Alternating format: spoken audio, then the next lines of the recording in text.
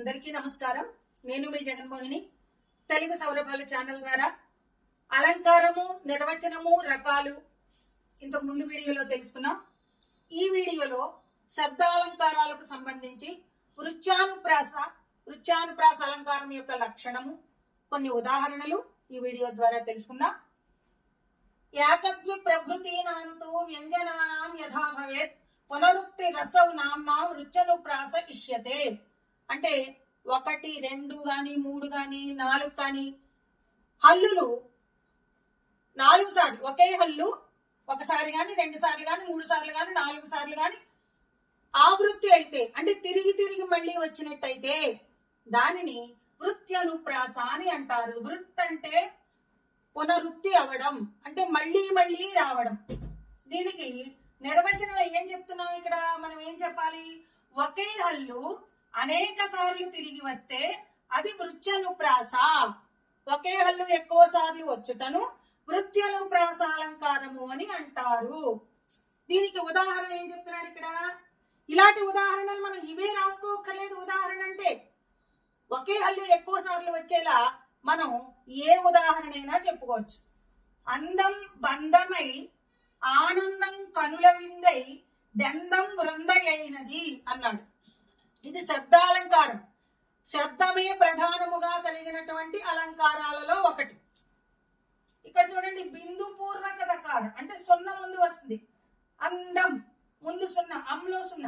అలాగే బంద బిందు పూర్వక దకారం, ఆనందం బిందు పూర్వక దకారం, కనుల విందై బిందు పూర్వక దకారం, దందం బిందు పూర్వక దకారం, బృందయైనది బిందు పూర్వక దకారం. బిందువు అంటే సున్నా. భాషలో సున్నానం బిందువు. ఇటువంటి బిందు పూర్వక దకారంతో కూడినటువంటి దానే హల్లు ఎక్కువ సార్లు ఆవృత్తి అయింది కాబట్టి ఇది వృత్యనుప్రాస. అలాగే ఇంకోటి చూడండి, సరోజ రోజు, ఓ రోజా నీ శిరోజంలో తాజా తాజాగా రాజిల్లుతోందే. ఫ్రెండ్ అంటోందనమాట. ఏమని? సరోజా రోజు, ఓ రోజా నీ శిరోజంలో తాజా తాజాగా రాజిల్లుతోందే. రోజు చక్కగా రోజా పువ్వు పెట్టుకొస్తున్నావే అనడాన్ని ఇలా అంటే అలంకారపూరితంగా చాలా అందంగా ఉంటుందన్నమాట. భాషని ఉపయోగించడం మనకి ఇవన్నీ తెలిస్తే చాలా చక్కగా సంభాషణ అందంగా ఉంటుంది. అలాగే ఇది చూడండి, సినీ సాహిత్యం దీనికేమీ తక్కువ కాదు అని ఎందుకన్నానంటే ఇది సినిమాలో పాడిన ఒక పాటలో లైన్ అన్నమాట. మీకు అందుకు చెప్తున్నాను.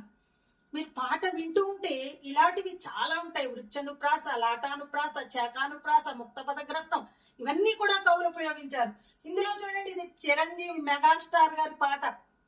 ఇందువదన కుందరదన మందగమన మధుర వచన గగన జగన సొగసులనవే అంటారు. ఇందువదన దు దా కుంద రదన మంద గమన మధుర వచన. వీటిలో దకారం చూడండి, ఒకే హల్లు ఎక్కువ సార్లు వచ్చిందనమాట. ఇలా వచ్చినట్టయితే దీన్ని వృత్యనుప్రాస అంటారు.